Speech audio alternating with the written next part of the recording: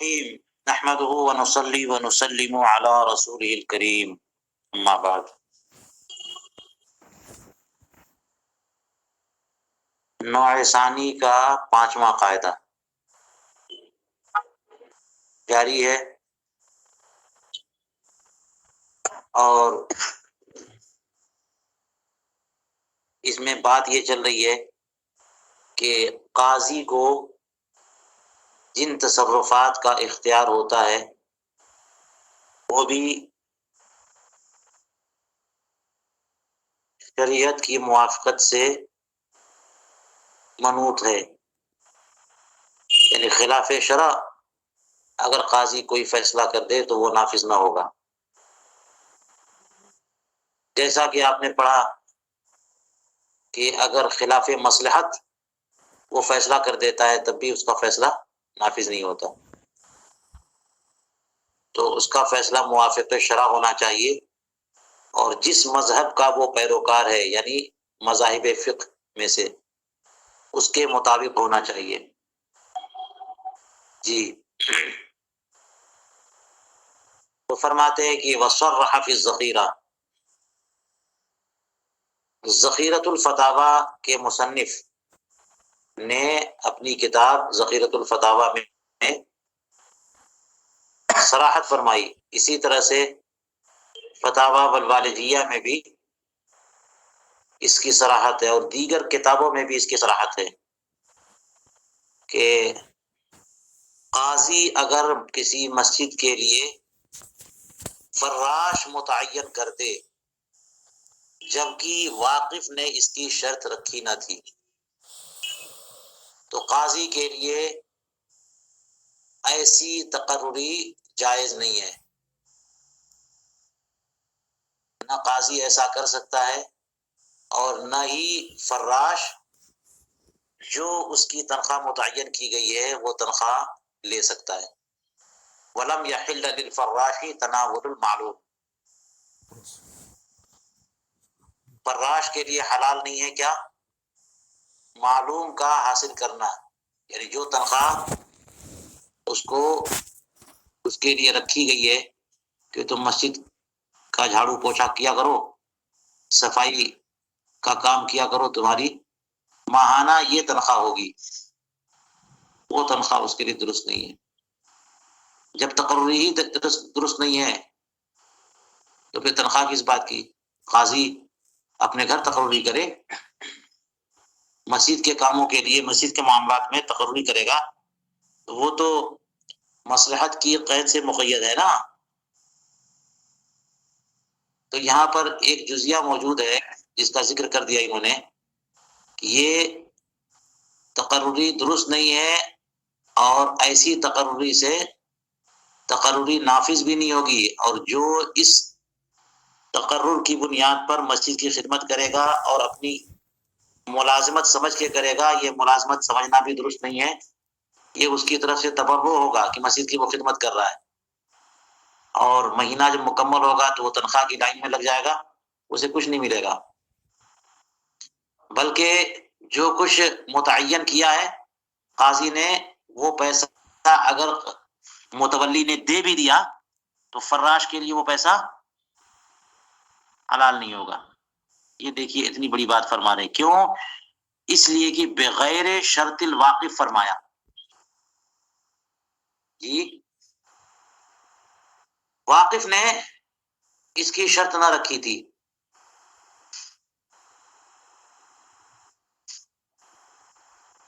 اصل میں یہاں پر ایک بات یاد رکھنی چاہیے کہ ایک ہے مسجد اور ایک ہے مصالح مسجد، ایک ہے اصل مسجد اور ایک ہے مصالح مسجد۔ تو مسجد پر وقف کرنا الگ بات ہے، مسجد کی مصلحتوں پر وقف کرنا الگ معاملہ ہے، ٹھیک ہے؟ لہذا جو جائیداد مسجد پر وقف کریں اس کا مطلب اس کی آمدنی، یعنی وہ اس کو خود مسجد میں شامل کیا جائے، مسجد وہاں بنائی جائے، یا پھر مسجد پر وقف کرنے کا مطلب یہ ہوا کہ اس کی آمدنی اگر ہے، کوئی دکان کسی نے مسجد پر وقف کر دی، اس کا مطلب یہ ہوا کہ اس کی آمدنی مسجد پر خرچ کی جائے، اور مسجد نام ہے اس زمین اور اس کی عمارت کا۔ اس کے بعد نمبر آتا ہے مسجد کے مصالح، پہلے تو اصل مسجد موجود ہو، اس کے بعد مسجد کے مصالح، یعنی امام ہوگا تو مسجد آباد رہے گی، مؤذن ہوگا تو مسجد آباد رہے گی، فراش ہو، اور بھی کام ہے سب، ٹھیک ہے۔ کھولنے بند کرنے والا، مسجد کی حفاظت کرنے والا، دربان ہو، صفائی کرنے والا ہو، کوئی حساب کتاب کرنے والا ہو، یہ سب مصلحتوں سے میں سے ہیں۔ تو اصل مسجد پر وقف کی آمدنی سے مصالح مسجد پر اخراجات نہیں کیے جا سکتے، یہ بات ذہن میں رہنی چاہیے۔ لیکن یہاں پر دیکھیے علامہ شامی نے ذخیرۃ الفتاوی سے ہی کچھ اور جزیات نقل کیے ہیں۔ آپ اسکرین پر دوسرا جزیہ دیکھ لیجئے حاشیے میں،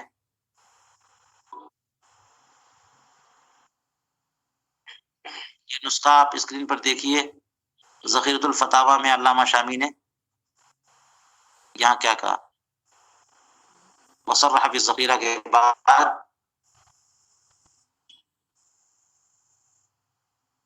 وقال فی الذخیرہ بعد هكذا وذکر فی موضع آخر ان متولی المسجد اذا استأجر انسانا لیکنس المسجد ویغلق الباب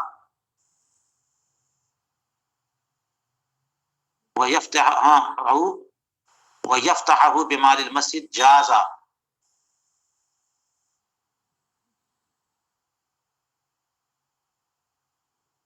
یہ ذکر جو ہے نا علامہ حموی نے نہیں کیا ہے، بلکہ علامہ شامی کر رہے ہیں۔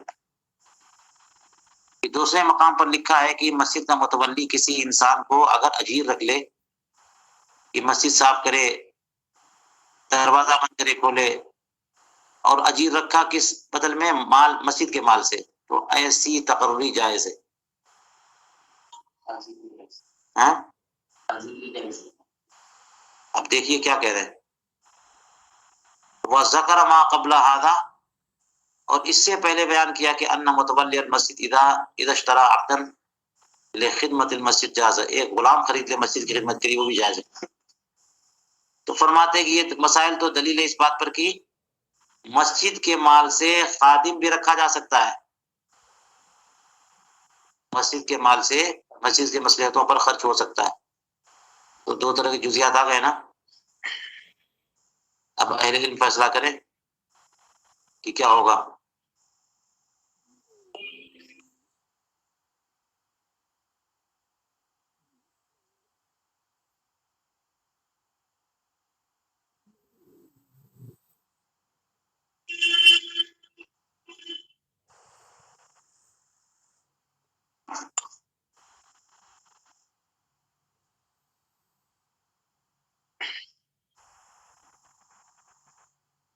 تو بات یہی ہے بغیر شرط الواقف۔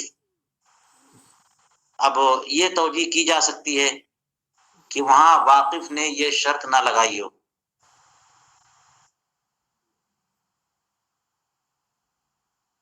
یعنی بغیر شرط الواقف کو اس قید سے مقید کر دے کہ شرط لگا دی ہو کہ صرف مسجد پر اور کہیں پر نہیں، اور وہاں یہ توجیہ کی جائے کہ واقف نے کوئی شرط نہیں لگائی،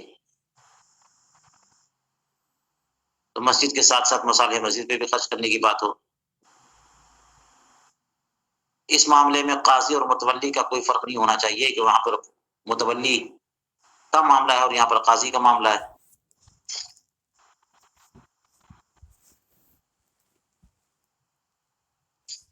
چلیے کہتے ہیں کہ یہ مصلحت کے خلاف، اصل تو قاعدہ یہ چل رہا ہے نا، یہ مصلحت کے خلاف ہے، اس وجہ سے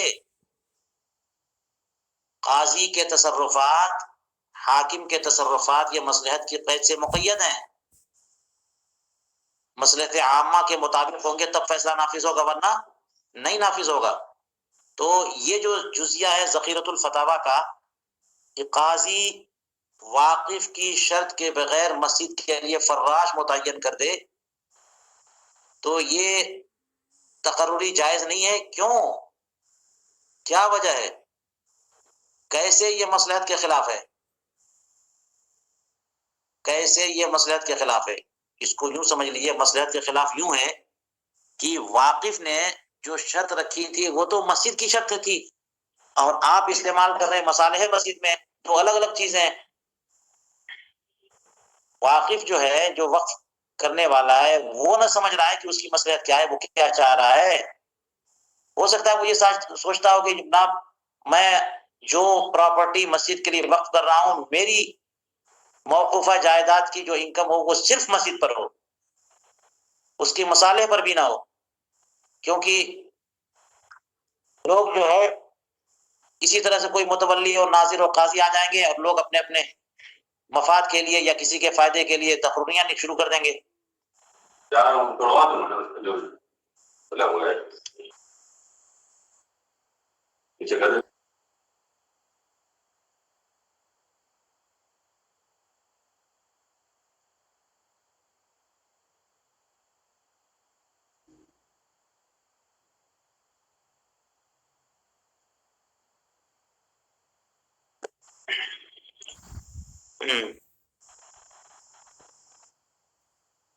ہاں، تو میں یہ کہہ رہا تھا کہ اس میں کون سا ایسا عنصر ہے کہ یہ فیصلہ قاضی کا مصلحت کے خلاف جا رہا ہے؟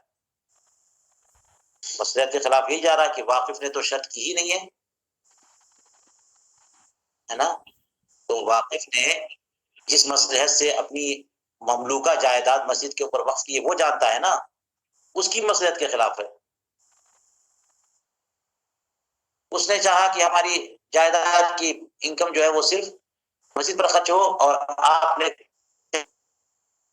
کر دی، فراش بھی متعین کر دیا۔ چلیے اس کی توجہ بتائیں گے کہ کیوں فراش پر جو ہے خرچ نہیں ہو سکتی وہ آمدنی۔ وَبِهِ عُلِمَ حُرْمَةُ إِحْدَاثِ الْوَظَائِفِ بِالْأَوْقَافِ بِالطَّرِيقِ الْأَوْلَى، اس مسئلے سے یہ معلوم ہوا کہ اوقاف میں نئے نئے وظائف یعنی ملازمتیں پیدا کرنا بدرجہ اولا حرام ہے۔ اوقاف کی آمدنی میں نئی نئی ملازمتیں پیدا کرنا، جو ملازمت اس وقت تک جو ہے نا معہود ہے، ٹھیک ہے، وقف کرنے والے نے ان سب ملازمتوں اور ان اخراجات کو ذہن میں رکھا ہوگا، اور اب متولی یا نگراں نے نئی ملازمتیں تیار کرنی وہاں پہ، تو یہ نئی ملازمتیں، ان کی تقرریاں یہ سب درست نہیں ہے، یہ حرام ہے۔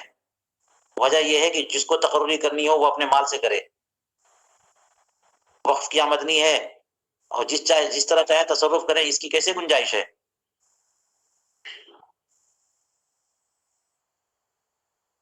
لِأَنَّ الْمَسْجِدَ مَعَ احْتِيَاجِهِ لِلْفَرَّاشِ لَمْ يَجُزْ تَقْرِيرُهُ لِإِمْكَانِ اسْتِئْجَارِ فَرَّاشٍ بِلَا تَقْرِيرٍ فَتَقْرِيرُ غَيْرِهِ مِنَ الْوَظَائِفِ لَا يَحِلُّ بِالْأَوْلَى۔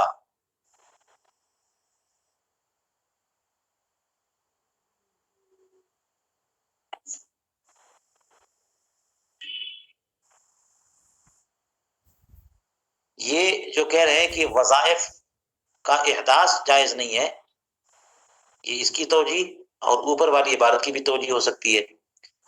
وجہ یہ ہے کہ مسجد، حالانکہ فراش کی ضرورت پڑتی ہے، مسجد کو فراش کی ضرورت ہے، ورنہ مسجد ہمیشہ گندی رہے، کوئی صفائی کرنے والا تو ہو۔ حالانکہ مسجد کو یا مسجد میں فراش کی ضرورت ہے، پھر بھی فراش کی تقرری جائز نہیں ہے۔ کیوں؟ اس لیے کہ بلا تقریر فراش کا استیجار تو ممکن ہے۔ اس کا کیا مطلب؟ اگر استیجار کریں گے تب بھی تو پیسے خرچ ہوں گے، یعنی اگر کسی فراش کو اجارے پہ رکھتے ہیں تب بھی کیا ہوگا؟ دونوں میں فرق کیا ہے؟ ہم نے اس پہ غور کیا تو ہمیں یہ فرق واضح ہوا کہ ایک ہوتا ہے کسی کو مستقلاً ملازمت پہ رکھ لینا، مستقل جو ہے نا ایک جاب نکالی آپ نے اس پہ رکھ دیا، تو اس کے لیے تو یہ معاملہ ہوتا ہے کہ جناب وہ حبس نفس کرتا ہے، اجیر خاص جو ہوتا ہے وہ کیا کرتا ہے، حبس نفس اجارے میں پڑھ لیا آپ نے، چاہے کام ہو چاہے نہ ہو وہ تو تنخواہ کا مستحق ہے۔ مسجد کے لیے کسی فراش کو آپ نے رکھ لیا کہ مہینے میں 10,000 20,000 تنخواہ ہوگی اور آپ مسجد میں جھاڑو دیا کرو، صفائی کیا کرو، تو وہ مسجد میں آ جائے اور مسجد میں گندگی ہو تو صاف کرے، نہیں ہو تو صاف نہیں کرے، اس کو تنخواہ تو مل رہی ہے۔ لیکن اگر کسی کو اجارے پہ رکھا جائے، اس کا مطلب یہ ہوا ٹیمپریری، عارضی طور پہ، لہذا ہر جمعے کو مثال کے طور پر اگر جامع مسجد کی صفائی کی ضرورت ہے تو ایک دن کے لیے کسی کو اجارے پہ رکھ لیا کہ چلو 2 گھنٹے لگیں گے تم مسجد کو صاف کر دو اور 2 گھنٹے کے اتنے پیسے۔ کچھ بات سمجھ میں آ رہی ہے؟ تو کجا یہ کہ ہفتے میں ایک دن کسی کو اجرت پہ رکھ لینا عارضی طور پر، یہ ممکن تو ہے نا؟ مسجد کا کام، مسجد کی صفائی کا کام جو ہے یہ ہوگا کہ نہیں ہوگا؟ مسجد کی صفائی کی بات کر رہے ہیں آپ، یہ مصالح مسجد سے ہے، تو اس کام کی ایک اور راہ تو ہے جو آسان ہے اور کم خرچ میں ہے، وہ کیا ہے؟ جتنی صفائی کی ضرورت ہے اتنے وقت کے لیے آپ جو ہے کسی کو بلا لیجئے اور اتنا پیسہ دے دیجئے۔ کیا ضرورت ہے کہ مستقل جو ہے نا ایک جو ہے وہ ایک ملازم اس کے لیے رکھا جائے؟ صفائی کی ضرورت ہے چلنا ہے نہیں ہے پھر بھی اس کو پیسہ دینا پڑے؟ جی فرماتے ہیں فتقریر غیرہ من الوظائف، جب مسجد کو فراش کی ضرورت ہے مگر پھر بھی چونکہ فراش کو عارضی طور پر اجارے پہ رکھ لیا جائے، اس سے کام چل سکتا ہے، اس کا امکان ہے، اس لیے مستقلاً فراش کی تقرری کی گنجائش نہیں ہے، تو دیگر وظائف کی کیسے گنجائش نکل جائے گی؟ جن وظائف کی ضرورت بھی نہیں ہے، جن ملازمتوں کی ضرورت بھی نہیں ہے مسجد کو۔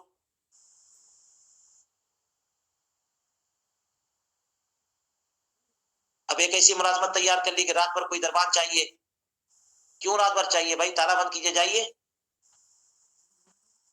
مسجد میں جو چندے آتے ہیں اس کے لیے جو ہے نا وہ ایک چندے کو شمار کرنے والا چاہیے، جو ہر جمعے کو شمار کیا کرے، پیسے گنا کرے، حفاظت سے رکھا کرے، اس کو بھی تنخواہ چاہیے۔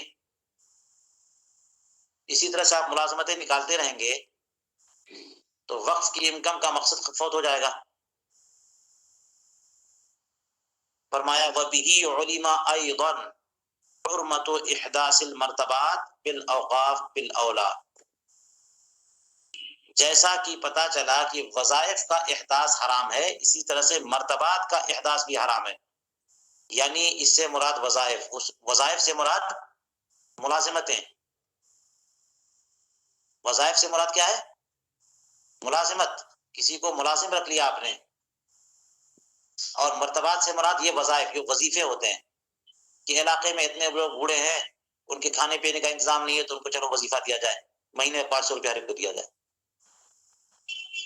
یا علاقے میں جناب کچھ ایسے لڑکے ہیں یا لڑکیاں ہیں جنہوں نے اچھی تعلیم حاصل کی ہے، ٹاپر ہے وہ، ان کو اضافی وظیفہ دیا جائے تاکہ ان کو ہمت بڑھے، حوصلہ بڑھے، یا بیواؤں کے لیے کچھ دے دیا جائے، یتیموں کا کچھ انتظام کر دیا جائے مسجد کی آمدنی سے۔ ایسے وظائف آپ نئے نئے وظائف نکالیں گے تو اس کی اجازت ہے، بدرجہ اولا اس کی گنجائش نہیں ہے۔ فرماتے وقت سئلت عن تقریر القاضی المرتبات بالاوقاف، مجھ سے پوچھا گیا کہ کیا قاضی اوقاف کی آمدنی میں مرتبات یعنی وظائف مقرر کر سکتا ہے؟ فرماتے فعجبت، تو میں نے اس کا جواب یہ دیا کہ بِأَنَّهُ إِن كَانَ مِن وقف مشروط للفقراء فالتقریر صحیح، میں نے یہ جواب دیا کہ اگر یہ ایسی جائیداد اوقاف سے ہے کہ جس کو وقف یوں کیا گیا ہے کہ وہ مشروط للفقراء ہے، کہ واقف نے یہ شرط لگا دی کہ اس کی آمدنی صرف فقیروں کو جائے گی، فالتقریر صحیح، تو یہ تقرری درست ہے، لیکنہ لیس بلازم، لیکن یہ تقرری لازم نہیں ہے۔ اچھا تقرری درست کیسے کہہ دیا؟ حالانکہ یہ چیز جو ہے فقراء کے لیے واقف نے شرط لگا دی تھی کہ فقراء کو اس کی آمد دی جائے گی، اور متولی نے یا ناظر نے کیا کیا یا قاضی نے کیا کیا، وہاں وظائف پیدا کر دیے، تو یہ کیسے درست ہو گیا؟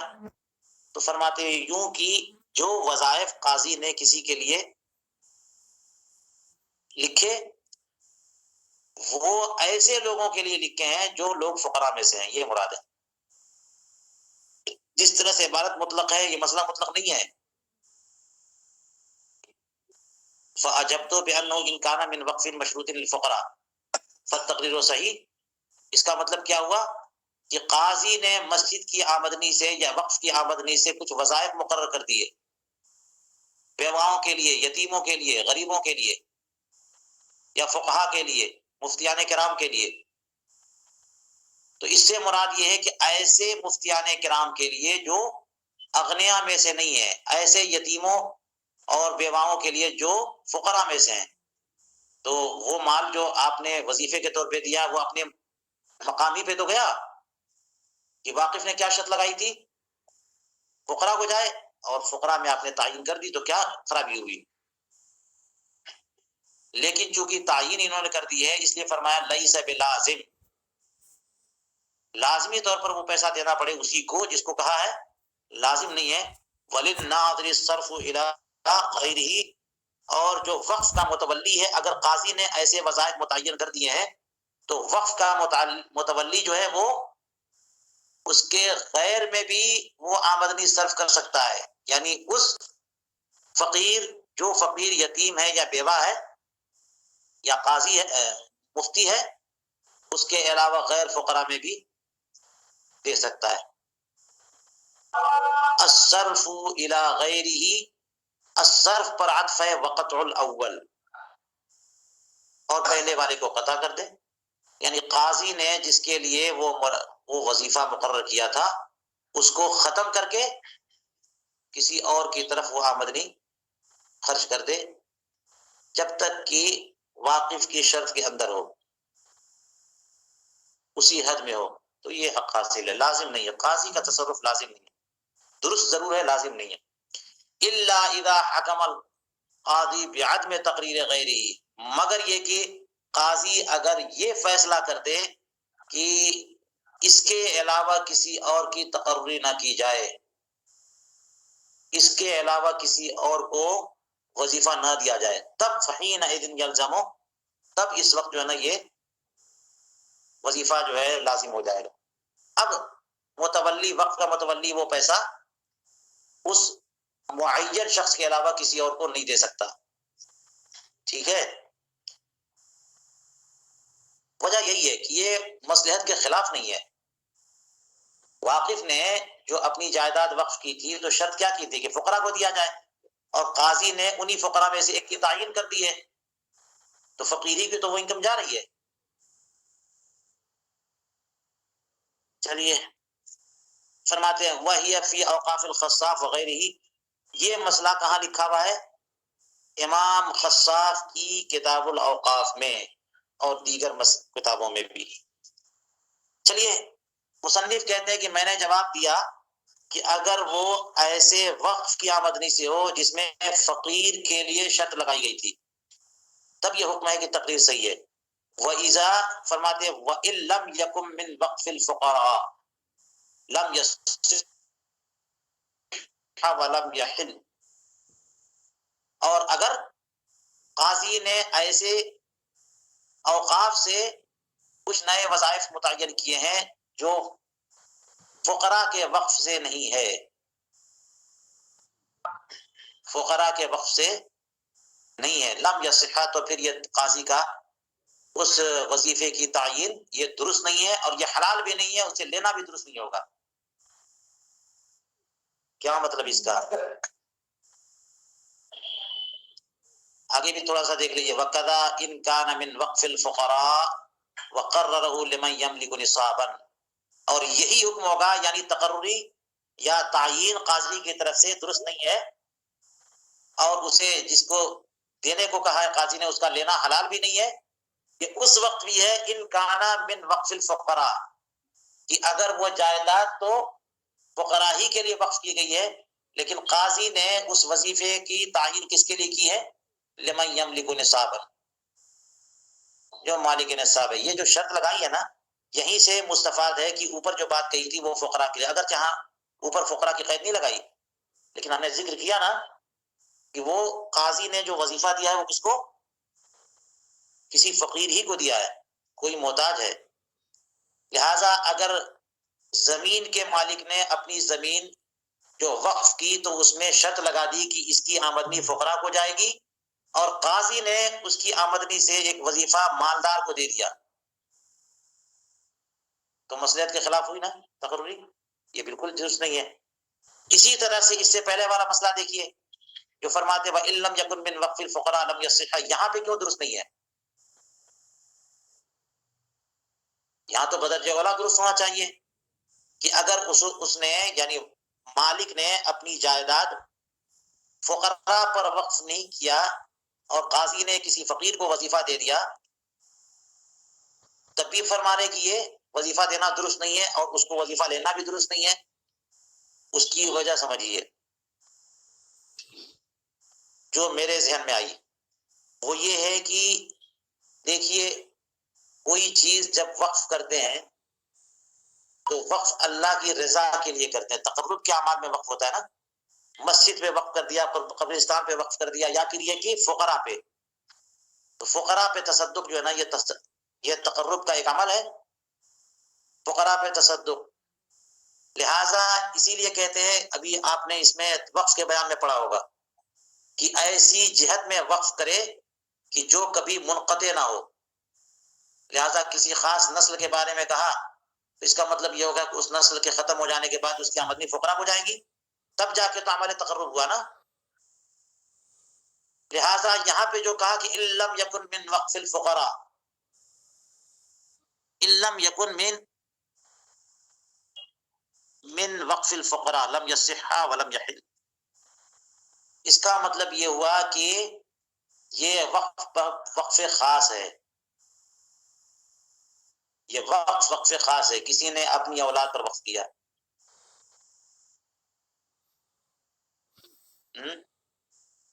تو مثال کے طور پر کسی نے اپنی اولاد پر وقف کیا اور آپ اٹھا کر کے اس کی آمدنی فقیر کو دے دیں گے تو اس کی مصلحت کے خلاف ہے کہ نہیں ہے؟ کسی نے کسی علاقے کے کسی خاص گروہ پر وقف کیا اور آپ اس کو اٹھا کر کے دوسرے علاقے کے فقراء کو دے دیں، فقراء پہ تو وقف نہیں تھا وہ، اس لیے یہ کہتے ہیں کہ یہ درست نہیں ہے، کیونکہ مکمل طور پر واقف کی شرط کے خلاف ہے اور اس کی مصلحت کے خلاف ہے۔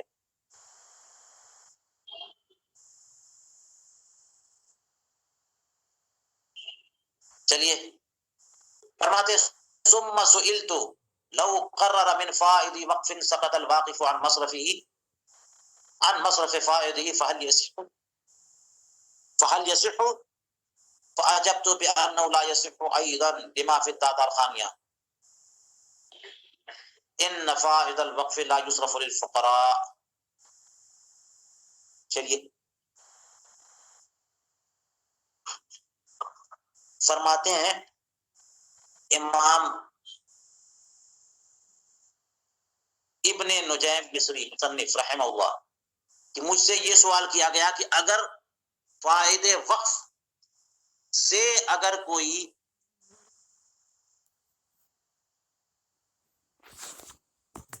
ایسی اس قسم کی کوئی تقرری کرے یا وظیفے کی تعین کرے تو کیا فائد وقف سے درست ہے؟ دیکھیے فائد الوقف کہتے ہیں جو وقف کی اضافی آمدنی یا وقف میں بڑھوتری، ایک ہے وقف ایک ہے فائد الوقف۔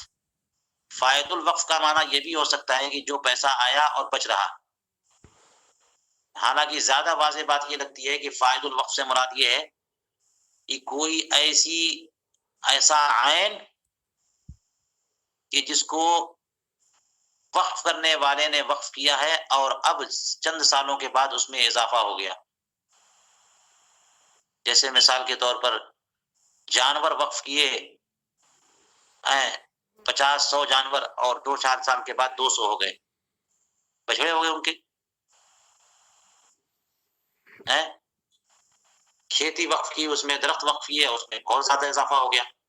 تو یہ فائد الوقف. فائد الوقف جو جائیداد وقف کی گئی ہے اس میں نمو ہو گیا، اس میں اضافہ ہو گیا. فاض یفود فیضا و فیضانا، فائض جو لبالب ہو کر کے بہنے لگے، اس میں اضافہ ہو جائے، بڑھوتری ہو جائے. تو یہ جو مسئلہ آپ ابھی تک پڑھ رہے تھے وہ وقف کے بارے میں، کہ کسی خاص چیز کو واقف نے فی سبیل اللہ وقف کر دیا ہے.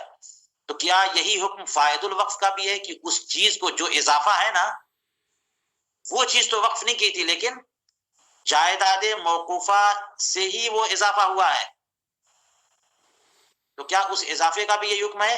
جی فرماتے ہاں، اس اضافے کا بھی یہ حکم ہے. وقف کی جائیداد کے ساتھ ساتھ فائد الوقف کا بھی یہ حکم ہے. فرماتے ہیں لو قررا، اگر ایسے فائد الوقف سے ایسی تعین کی ہے قاضی نے کہ سقط الواقف عن مصرف فائد ہی، کہ جس کے فائد کے مصرف سے واقف خاموش ہے، اور وہ یہ کہتا ہے، وہ اس نے کچھ بیان نہیں کیا. فہل یصح، تو کیا یہ درست ہوگا؟ فاجبت، تو میں نے جواب دیا میں انه لا یصح ایضا، یہ بھی درست نہیں. نہ وقف کی آمدنی سے ایسا کر سکتے ہیں، نہ فائد الوقف کی آمدنی سے ایسا کر سکتے ہیں، نہ فائد الوقف سے. وجہ کیا ہے؟ لما فی التاتار خانیہ، کیونکہ فتاوی تاتار خانیہ میں موجود ہے ان فائد الوقف لا یصرف للفقراء. دیکھیے صاف ہے، فائد وقف سے بھی فقراء کے لیے خرچ نہیں کر سکتے. تو کریں گے کیا پھر؟ فائد الوقف کا مصرف کیا ہے؟ فرماتے ہیں وَإِنَّمَا يَشْتَرِي بِهِ الْمُتَوَلِّي مُسْتَقِلًّا،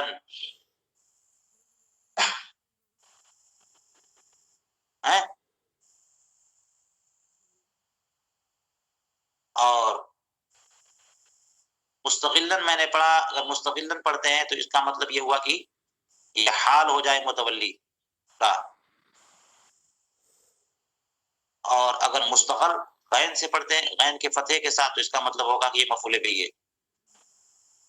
تو فرمایا تاتار خانیہ میں کہ فائد الوقف کو فقراء کو نہیں دیا جا سکتا. تو کیا کریں گے پھر؟ کہتے ہیں کہ متولی اس سے مستقل خریدے گا، یعنی ایسی چیز جس سے انکم ہو، آمدنی ہو.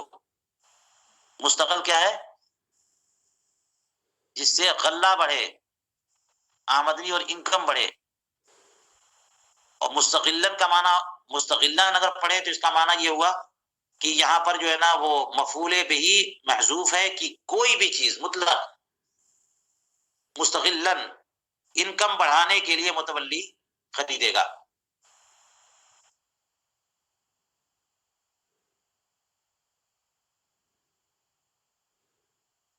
جی تو اصل میں یہ ہے کہ وقف جو چیز جو واقف وقف کرتا ہے اس کا مقصد یہ ہوتا ہے کہ وہ چیز ادھر ادھر نہ جائے، اس کی آمدنی میں اضافہ ہو، مسجد میں خرچ ہو. وصرح فی البزازیہ وتبعہ فی الدرر والغرر بأنه لا يصرف فائد وقف لوقف آخر اتحد واقفهما او اختلفا.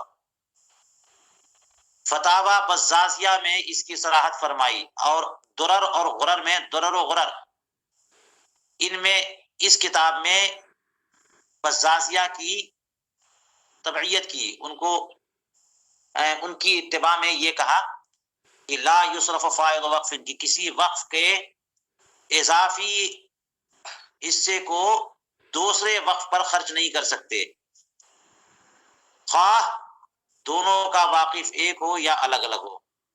ایک وقف کی اضافی آمدنی دوسرے وقف پہ نہیں خرچ کر سکتے، دونوں کے واقف جو ہے نا ایک ہی ہوں یا الگ الگ ہوں. یہاں پر دیکھنا چاہیے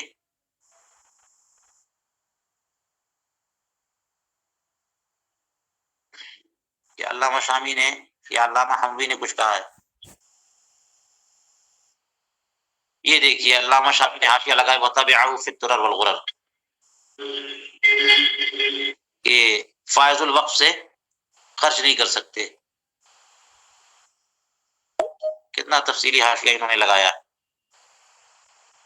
اور یہ حاشیہ اصل میں نقل کیا عبارت ہیں. کہتے ہیں درر اور غرر کی عبارت کیوں ہے؟ دیکھیے نظر آ رہی ہے عبارت.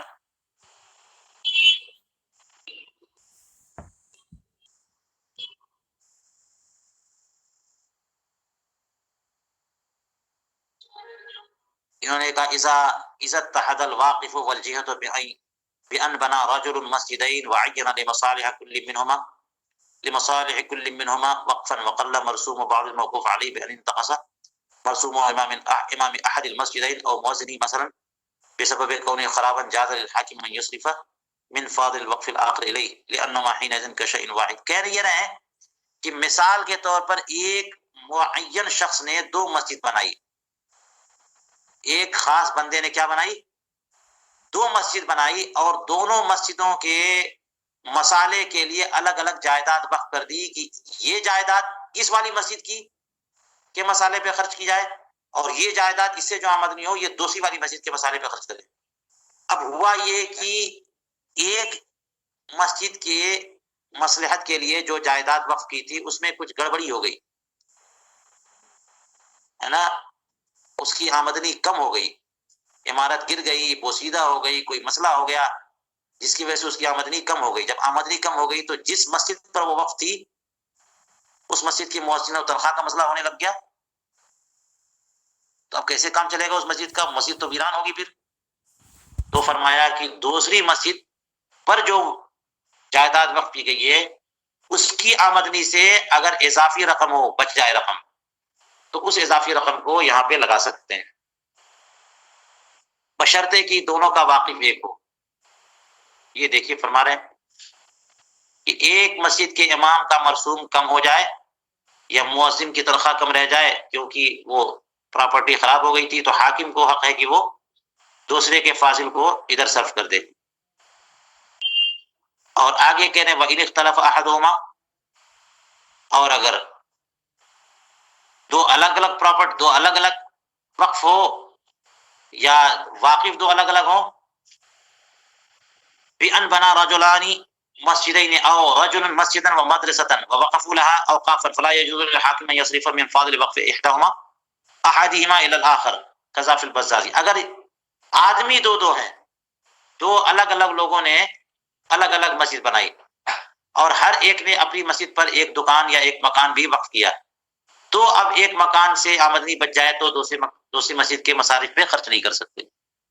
اسی طرح سے اگر وقف الگ الگ ہو کہ بندہ تو ایک ہی ہے لیکن ایک زمین اس نے مسجد کے لیے وقف کی اور دوسری زمین اس نے قبرستان کے لیے یا مدرسے کے لیے وقف کی، اور مدرسے کے مسالے کے لیے ایک دکان، ایک مارکیٹ رکھی، اور مسجد کے مسالے کے لیے دوسری مارکیٹ رکھی اس نے. تو یہاں بھی ایک مارکیٹ کی رقم انکم جو ہے نا کم ہو جائے، دوسرے میں اضافی رقم ہو، تو وہ اضافی رقم ادھر خرچ نہیں کریں گے کیونکہ مقصد الگ الگ ہے.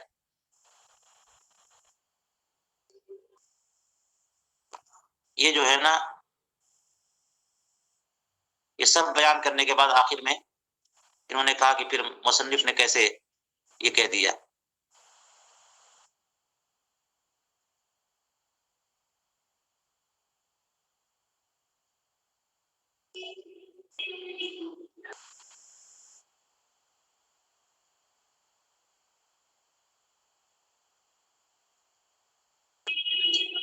اور علامہ شامی نے ان کی حمایت بھی کی ہے کہ ہاں مصنف نے تو یہاں کہہ دیا تھا کہ اگر واقف دونوں کے ایک ہوں تو،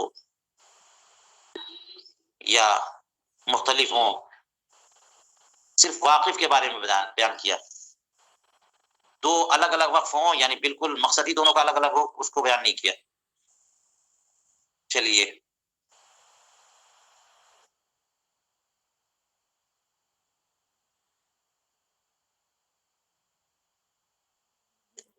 فرماتے وقفنا في شرح الكنز من كتاب القضاء ان من القضاء الباطل القضاء بخلاف شرط الواقف لان مخالفته كمخالفة النص. علامہ ابن نجیم فرماتے ہیں کہ کنز الدقائق کی شرح البحر الرائق میں ہم نے لکھا کتاب القضاء میں کہ یہ قضا بھی باطل ہے، قاضی کا یہ فیصلہ باطل ہے کہ وہ واقف کی شرط کے خلاف کوئی فیصلہ کرے، لأن مخالفتہ، کیونکہ واقف کی شرط کی مخالفت نص کی مخالفت کے درجے میں، یعنی جس طرح سے نص کی اتباع ضروری ہوتی ہے اسی طرح سے وقف کی جائیداد میں اس کے تصرفات میں واقف کی شرط کا بھی اعتبار ضروری ہے، اس کے خلاف نہیں جا سکتے۔ اور کب جا سکتے ہیں اس کی کچھ شرطیں ہیں جن کا بیان آپ ایک بار پڑھ بھی چکے ہیں۔ چلیے، یہ فیصلہ بھی مصلحت کے خلاف ہے۔ فرماتے وفی الملتقط، ملتقط میں یہ جزیہ موجود ہے، فرمایا القاضی اذا زوج الصغیرة من غیر کفء لم یجز، قاضی جب صغیرہ کا نکاح غیر کفو میں کر دے گا تو یہ نکاح درست نہیں ہے۔ کفو والا مسئلہ جو ہے نا، آپ کو پتا ہوگا کہ زوج کی طرف سے کفاءت کا اعتبار ہے، کیونکہ وہ صاحب فراش ہوتا ہے اور زوجہ مستفرشہ ہوتی ہے، تو اس لیے شوہر کا بیوی کی نسبت کمتر نہ ہونا چاہیے، ہمسر برابر ہو یا برتر ہو۔ اور اس میں آپ نے پڑھ لیا ہوگا فقہ کی کتابوں میں کہ کفاءت کا اعتبار نسب میں بھی ہوتا ہے، مال میں بھی ہوتا ہے، معاشرتی اسٹیٹس جو ہوتا ہے اس میں بھی ہوتا ہے، دیانت میں بھی ہے، دین میں بھی ہے، ہر ایک میں اعتبار ہے، سماعت کا بھی اعتبار ہے۔ اور یہ بھی پڑھ لیا ہوگا کہ اگر لڑکی خود اجازت دے غیر کفو میں، یعنی اپنی مرضی سے نکاح کرے، تب بھی اس کے والدین راضی نہیں ہو، اس کے والدین یعنی اولیاء اقارب، قریب کے اولیاء وہ راضی نہ ہو تو یہ نکاح باطل ہے۔ مفتہ بھی قول یہی ہے، وہ اجازت دے دے تو پھر درست ہے۔ اس میں عاقدہ جو ہے اس کی بھی اجازت چاہیے اور اس کے والد کی بھی اجازت چاہیے، ٹھیک ہے؟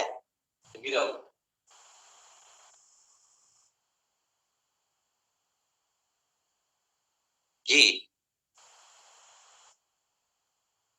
اور صغیرہ ہے تو خیر اس کی اجازت کی ضرورت نہیں ہے۔ یہ غیر کفو میں نکاح کی بات کر رہا ہوں، غیر کفو کا بھی معاملہ ہو گیا اور صغیرہ کا بھی معاملہ ہو گیا۔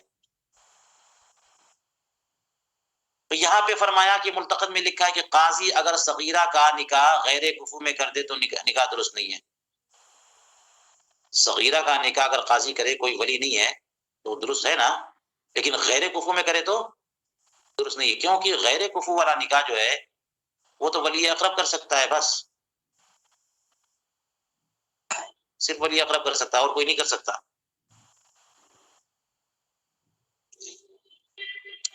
تو یہاں بھی بات ہوگی نا کہ مصلحت کے قید سے مقید ہے، کیونکہ صغیرہ کا نکاح جب قاضی کر رہا ہے، اس کا کوئی ولی نہیں ہے، تو قاضی کو جو اختیار ملا ہے، جو ولایت ملی ہے صغیرہ پر، وہ مصلحت کے قید سے مقید ہے کہ نہیں ہے؟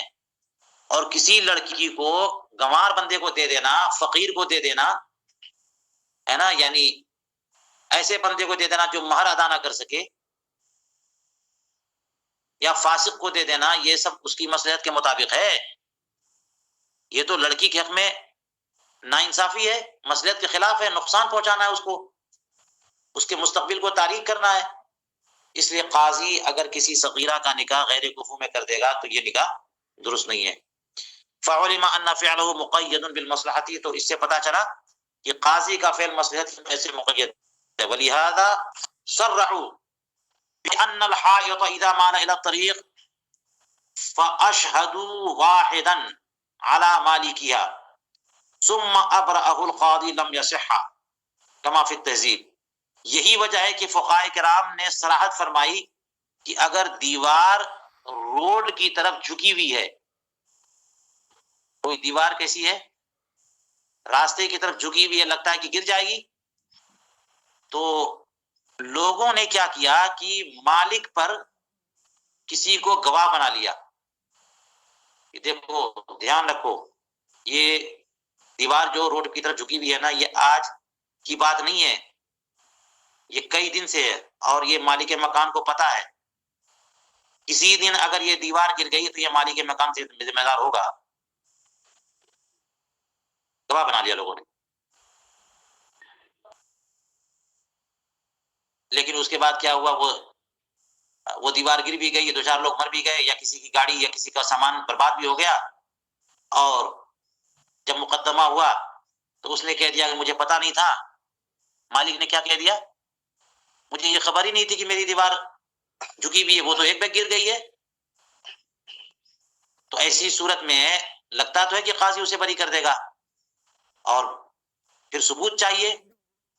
لیکن اگر لوگوں نے کسی کو گواہ بنا لیا تو یہ ثبوت کافی ہے کہ اس مالک کو پہلے سے یہ خبر تھی کہ میری دیوار جو ہے نا روڈ کی طرف جھکی ہوئی ہے، اور پھر بھی اس نے اپنی دیوار نہیں گرائی، اس کی اصلاح مرمت نہیں کرائی.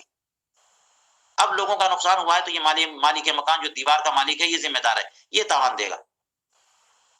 اور اس کے باوجود لوگوں نے جب مالک کے برخلاف گواہ بنا لیا کہ دیکھو یہ دیوار اس کی جھکی ہوئی ہے اور اس کو خبر بھی ہے، اب اگر قاضی اس مالک کو کیا کرتا ہے،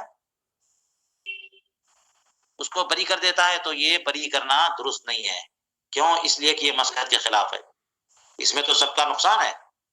شاہراہ عام پر جو لوگ چلتے ہیں عام لوگوں کا نقصان ہے.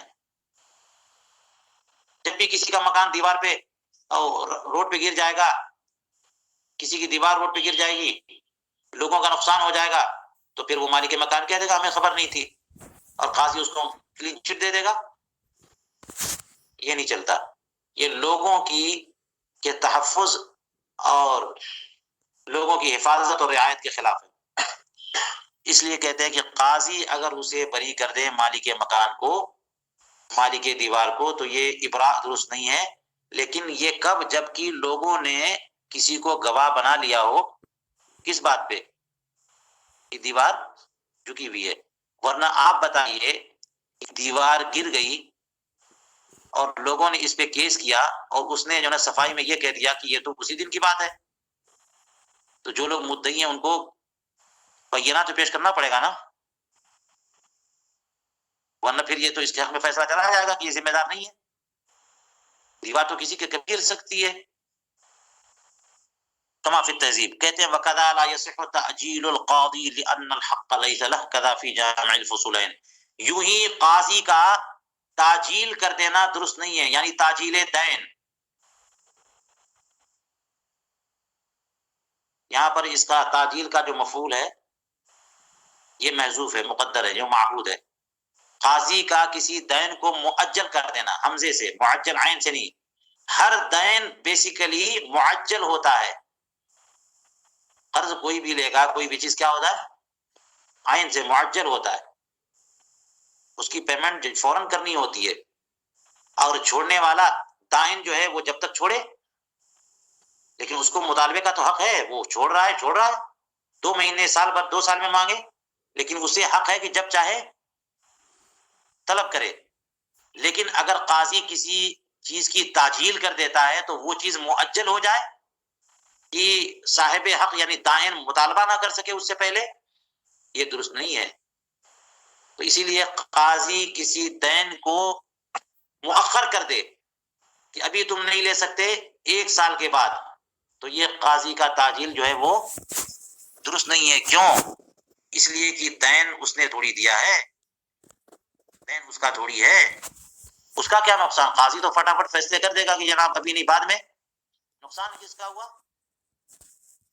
دین دینے والے کا نقصان ہوا. لِأَنَّ الْحَقَّ لَيْسَ لَهُ، اس لیے کہ یہ حق اس کا نہیں ہے.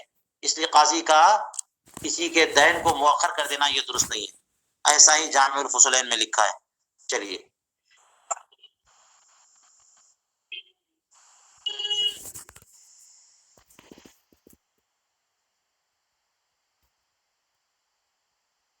جی، یہ درس مکمل ہوا اور اس کے ساتھ 5واں قاعدہ مکمل ہو گیا.